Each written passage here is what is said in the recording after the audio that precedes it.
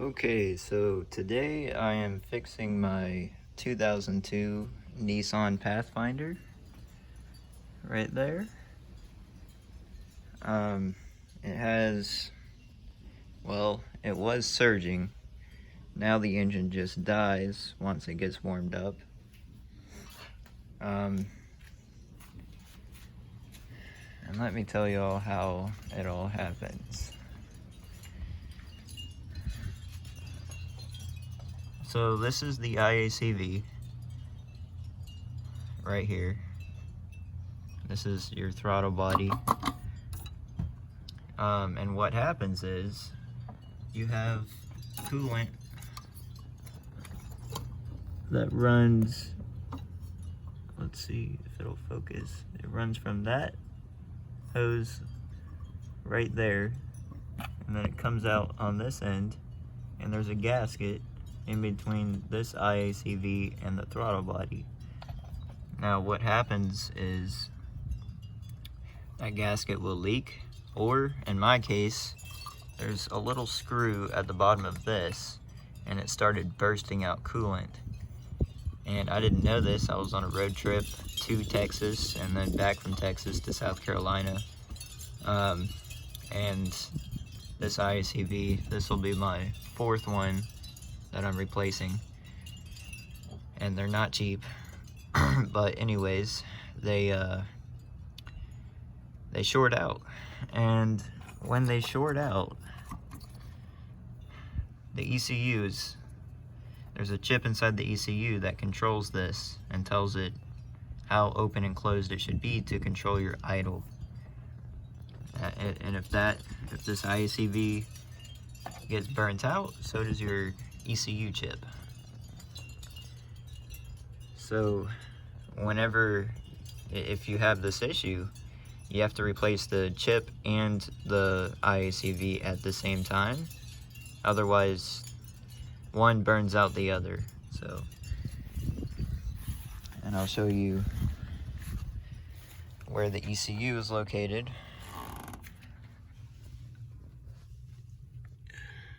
It's located right in there, where those brackets are.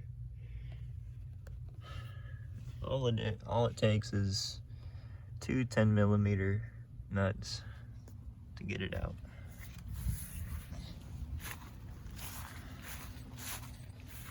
And the IACV, what I did to bypass this problem is, instead of having the coolant hose connected to this IACV, I just completely bypassed it with just a hose valve. I don't know why it has a open and shut thing on it. That's the only one I had available at the time. Anyways, so yeah, I just completely bypassed it, so no coolant's gonna get anywhere near the IACV, because I've replaced it too many times to even risk. But yeah, it's relatively easy to get to. You just take the air hose off and all that stuff, and then take this throttle body out, unbolt the IACV, put the new one in. And here is the ECU. I've already taken it apart. Now you could just buy a new one, but I don't have $200, $800 laying around. So I will show you how to solder it. I've already soldered it. I just got done soldering it, but I'll show you where and what to solder so that you can save money and you can learn a new skill. So it's this chip right here, STA509A. Now, you could get one that is just 3 separate chips instead of just one big one. Having 3 separate chips, there's a brand out there that's a lot more, it'll take a lot more conductivity. This is the old chip. It's the same chip I'm putting in. I got these off of Amazon, and they go out of stock pretty quick. This will be my second time replacing this because that coolant leak going from Texas ruined it. Anyways, so this is the chip you want to take out, and it's pretty simple. Just get a soldering tool just like this, one that can go up to about 520 degrees Celsius. You'll want some, I don't know, I forgot what this is called. Hold on. Yeah, I don't know. But you'll want some of that. And then you want some soldering line. And this is 6mm.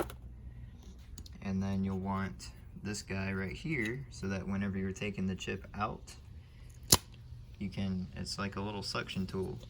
You push this down, you heat up the metal that's keeping the chip in there, and then it sucks that liquid metal out.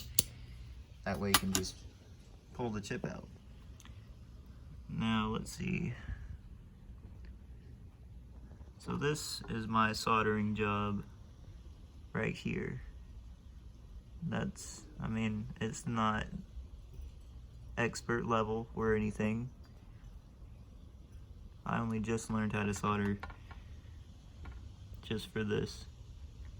And it's not that hard, you just have to have steady hands, which I don't, and patience. Oh, and the other thing that you'll want is this flux. So this is basically wax that keeps you from burning the board itself or other things too easily. You want to be real careful not to let any of these touch each other. It doesn't matter why you're soldering it, but just make sure that nothing is touching each other before you put it back in the car. And that's pretty much how you fix this issue. It's a pain in the ass. Yep. Well, I hope that helped. Alrighty. So here I took the throttle body off. This is the IACV. Oops. That's the IACV. This is your throttle position sensor. I did take mine off before, and that was a mistake. Don't do that, because whenever you go to put it back on, you have to have, what is it, an odometer, something like that, and you got to recalibrate it, and that sucks. So yeah, I would just avoid touching that. So let's see, I gotta get my screwdriver.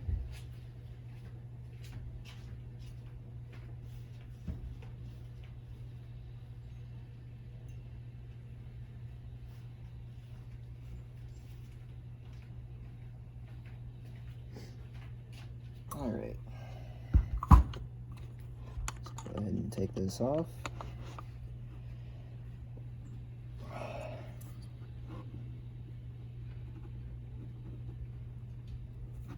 Oh, these screws are stripped out from replacing it so many times.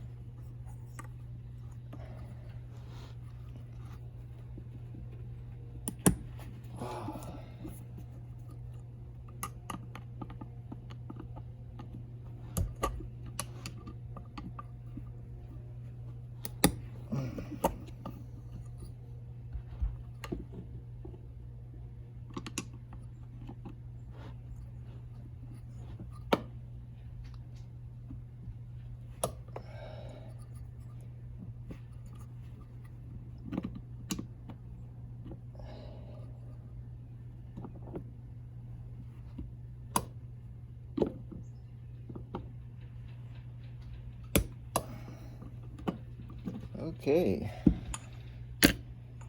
Thank God they came out. Flathead.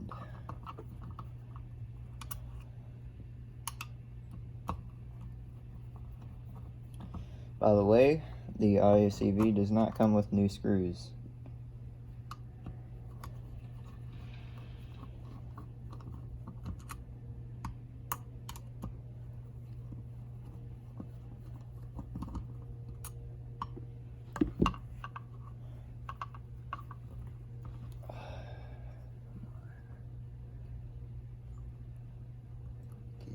Off of there.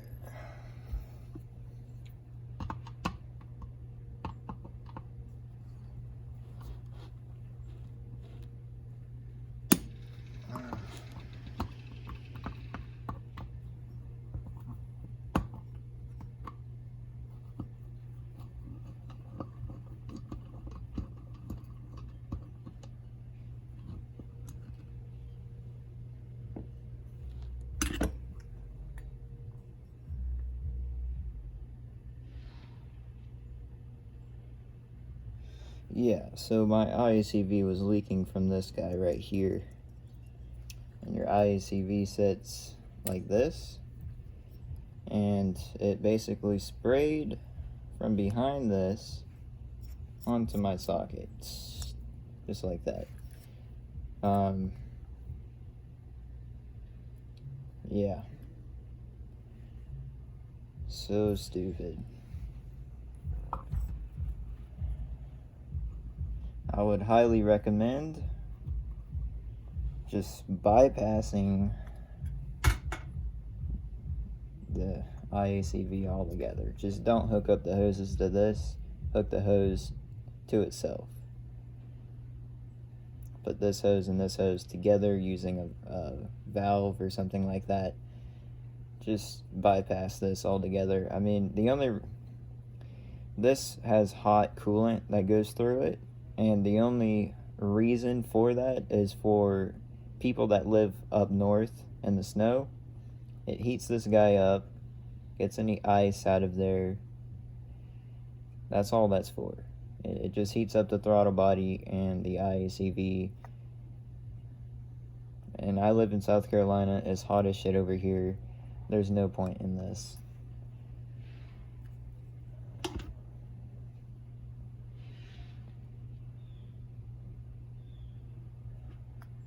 Or at least that's what I think it's for. I have no idea. That's just what I've been told.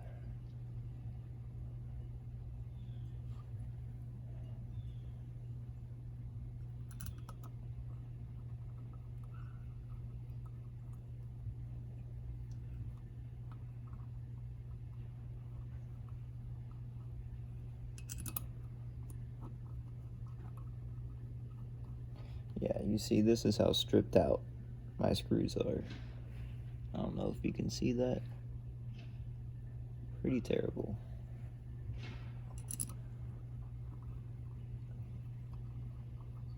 And I've never really worked on a car before. This is this will be my third car that I've owned, but I've never worked on a car to this extent. I've only changed the timing belt, that's about it. This thing is a whole nother story.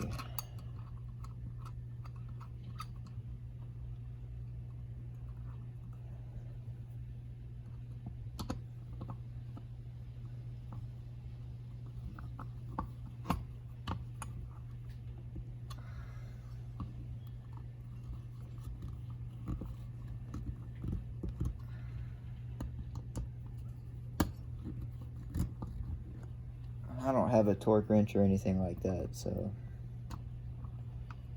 I just torque everything down by hand.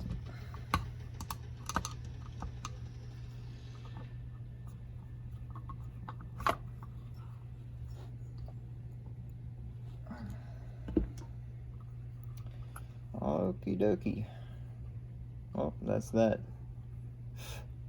Old IACV out. New one in. and I'm not going to connect the hoses.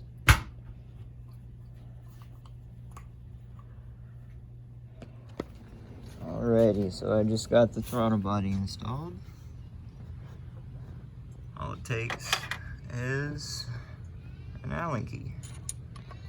That's all it takes. Just fits right in there. You'll probably need a hammer too. But yep. Now you just plug everything in.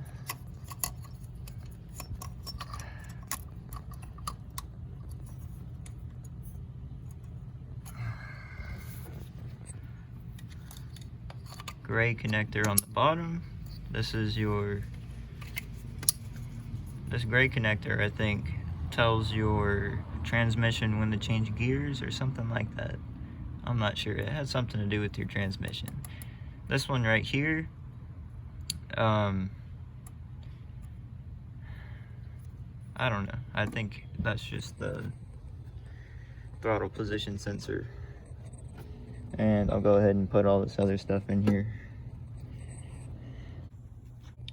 Alrighty, so everything is in. Make sure when you do this, you put all the clamps back. Put your mass airflow sensor, or whatever that is, connector back. The battery terminal connected back together. I'm not going to put the cover on yet.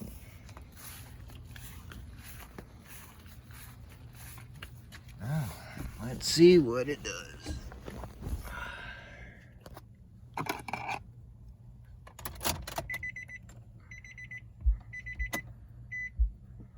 Of course, I still have a check engine light because my cats are bad. Looks good. I still have to do the idle relearn, which, if you don't know this, Nissan doesn't make their tablets anymore. If you look at the manual, if you look at your car manual, if you look at your car manual, it'll say to do idle relearn, you can either do the key on and off thing where you like turn it off for 1 second, turn it on for 3, and then pump the gas 5 times or something like that. There's something on a Nissan forum online on how to do it.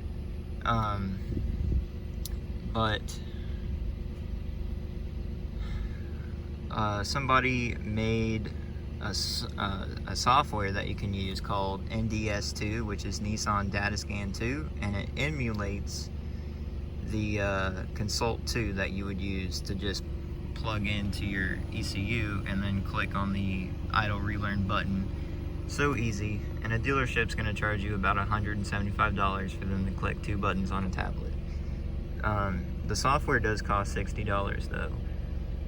All you need is a Windows 10 computer and a USB to plug into the computer, a USB to ECU cord. So all of it all together is probably, I think the cord is probably like $12, and I'll show y'all everything in a second.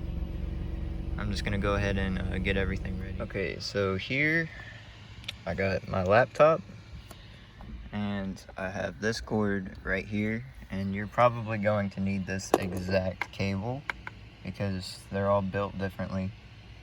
This is the VAG KKL 409.1. You're going to want to get the 409.1. This, I believe, is on Amazon. If not, I know that it's on the NDS II website. But I have it here installed on my computer. I'm going to go ahead and open it up. Now, when I first got this, I did have some technical difficulties because my computer would not read the USB properly, and it had something to do with a port or a COM number. All you got to do is go into your device manager, go to your ports section, and then select whatever COM the application is referring to. So I'm gonna go ahead and connect this. Okay, so here I have the USB plugged in right there, and then the cable goes into the ECU slot, and you'll know that it's connected because this red light will turn on.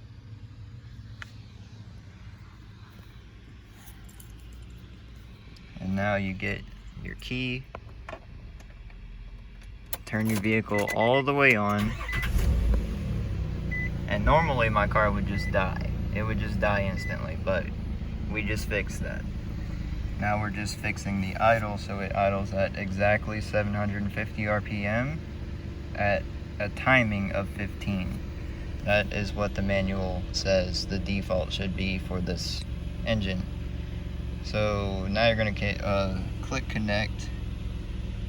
Okay, so that's exactly what I was talking about right there. So let me just go ahead and fix it. Okay, so all I had to do was unplug it and plug it back in. Here we go, it's connecting. And it's connected. Okay, so here you don't go to idle adjustment. That's for fine-tuning your idle. You want to go to work support, and then you want to, or well, actually you're going to want to clear your ECU. So, or your ECM. Let's see. So you'll want to go to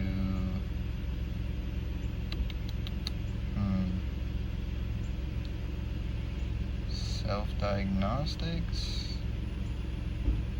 Yep. And you'll want to clear error codes. Okay. Now that that's cleared, sometimes it'll disconnect after you do something. Yep.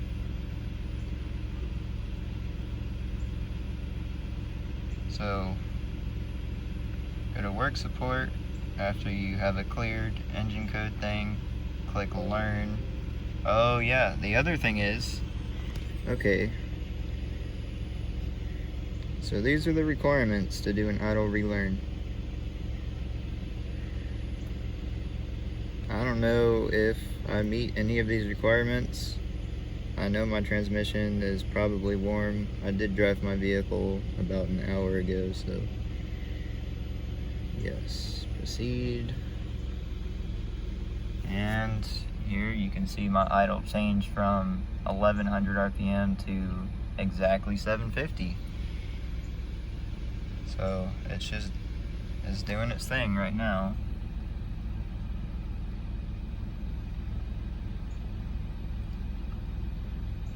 Yeah, that's pretty nice. I'm glad I found this app. Otherwise, I'd have to wait, have a high idle, go to a dealership, all that other fun stuff. Or, I mean, I only saw one tablet, or it's not a tablet, it's like an old 2002 Consult device that Nissan made, and I only saw one on eBay for about $3,000. So this $60 software is a lot better than, you know, maybe getting something off of eBay if it's not a scam. But you're just gonna want to do this until it says complete. If it keeps on going and it doesn't say that it's completed, it's probably because your transmission or your engine is not completely warmed up all the way. I'll get back to y'all when it's finished. Okay, so it's not wanting to save it because my transmission isn't warmed up. So I'm just gonna go ahead and do what the instructions say and drive around for a little bit. Okay, I'm a dumbass. I just left my driveway without connecting the throttle things. But at least now the idle is strong enough where I can actually move. Okie dokie, that's back in place.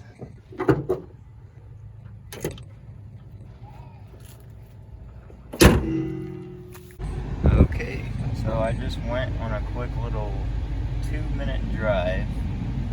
This is, this app will also tell you, or the software will also tell you all the live data of your vehicle, what your idle is at, which is not at 750 because I haven't done the idle relearn properly.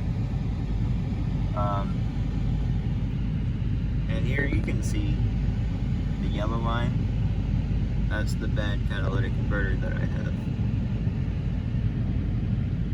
See how the blue one moves up and down and the yellow one just stays still. That's because I got a bad cat. Okay, so I didn't have my throttle plate all the way closed. So you gotta pop the hood open and adjust the throttle plate screw. And there you see it just finished. So this car is now idle learned, which is pretty rare. I'll go ahead and show you all the symptoms that I was having. So when I would first start it, it would either idle at about right here and just stay there, or it would be, you know, probably somewhere above the 1000. Anyways, I would start it and it would surge. Kind of like this. Just constant needle going up and down, just like that. It would either do that or it would just die altogether. Now recently, I don't know what's been going on, but my car would just die. It'll just die. It used to not do that. It used to just only surge. Now it dies, and I would have to drive with my foot on the pedal, holding the idle to make sure that the engine doesn't turn off, because if I let off, the engine will die. So I'd have to drive like that and then use my left foot on the brake, which I've gotten pretty used to. I used to drive stick shift, so it wasn't that hard to learn. But, and just to let y'all know, I did this right after work. I got off around 1 o'clock noon, or afternoon, I'm not sure, but I got off at 1, instantly went to O'Reilly's, picked up the part. I already had the chip ordered online and it was here, and it is now currently 6:06, so it took me about 5 hours. Yeah, well, no, because it took me about an hour to drive to O'Reilly, so it took me about 4 hours. And I have work tomorrow too. I have work in the morning, so, you know, I'm putting a lot on the line, soldering my ECU and all this other stuff, but it just shows it's doable. You can do it. Just be careful, you know, watch some soldering YouTube videos before you just jump into it. Anyways, that's all I have for this video. Hope y'all enjoyed, and hopefully I don't see y'all again.